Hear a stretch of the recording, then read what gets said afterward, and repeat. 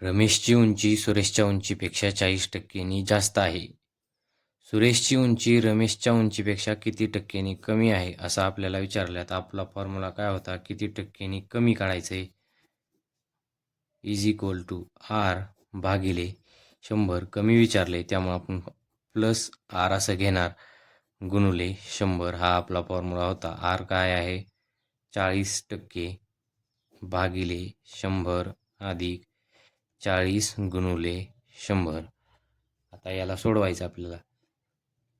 पहिल्यांदा आपण बेरीज करून घेऊ. 40 भागिले 140 गुणुले 100. या शून्याला हा शून्य कटला. आणखी भाग जात असेल तर भाग देऊन घ्यायचा. 2 भाग देऊ. बे दोन्ही 4 बे सती 14. आता उरतं काय? 2/7 गुणिले 100. आता 100 दोन्ही 200. 200 भागिले 7. आता यांना भाग देऊन घेऊ. 7 एक 7. 7 दोन्ही 14. उरलं 6. इथं झालं 60. 6 7 8 56. 8चा भाग गेला. 56 म्हणल्यास काय उरलं? 4 उरलं. आता 7 न 4ला भाग जातो म्हणजे तो पॉईंट वर घेतलं 0. 7 5 35.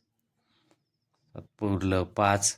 आणखी वर 0 घेतला आणि 7 7 49. आता आपलं उत्तर आहे 28.57%. पॉईंटच्या पुढे 2 घरापर्यंत भाग द्यायचा. बाकी काही जास्त द्यायची गरज नाही.